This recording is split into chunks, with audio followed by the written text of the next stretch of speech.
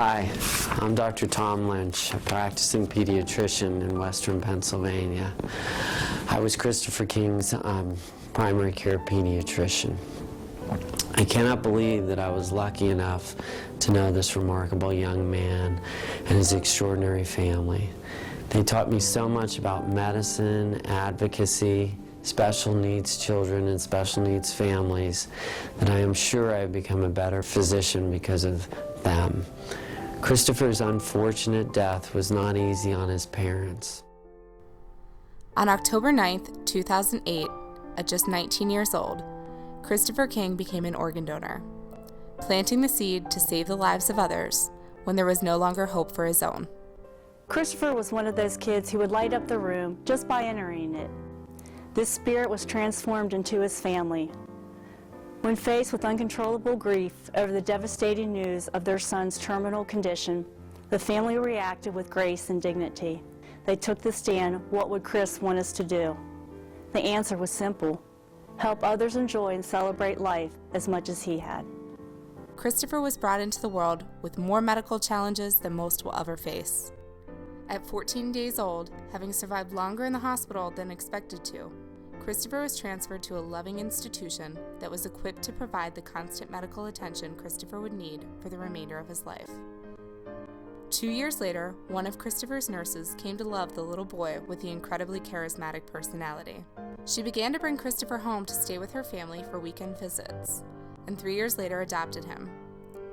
Everyone who met Kristopher instantly adored him. Family, teachers, neighbors, clergy, fellow students, doctors, nurses, and perfect strangers were all affected by the pure joy that Kristopher exuded in every circumstance. When Kristopher died, I called on the family at the funeral home, and I must say it was then that I learned how little I knew of them. The funeral home was adorned with photos, videos, special toys, mementos, and all kinds of reminders of what happiness there was in their home.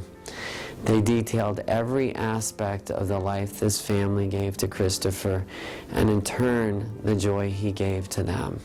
It was alive with Kristopher's life spirit. Spending the last precious hours of Kristopher's life with him and his family is an experience I will never forget. Never was there anger, but the peace of knowing that as he had done all through his life, loving people, living each day to its fullest, would continue because of Chris's gift of life. Kristopher's family finds peace and strength in that fact. They have the joy of knowing that Kristopher did make the world a better place in both life and death. The end of a child's life is often swift and comes with little time to address transplantation and organ donation. In Kristopher's case, they chose the gift of organ donation at a time when they could easily have thought only about their own grief. When they told me about their decision to donate Chris's organs, I was not surprised. Once again, they were 2 steps ahead of us. It allowed them to give more meaning to a life that had already taught us a great deal. From a physician's standpoint, it is extremely important that we begin to educate ourselves and families, and the families we serve, about the organ donor issue. 109,000 people are on the transplant waiting list, and somewhere around 34,000 people will receive a transplant this year. 18 people will die each day awaiting a transplant, while 106 people are added daily to this list. While these numbers are staggering, there is something each and every one of us can do to alleviate this major imbalance. Donate life.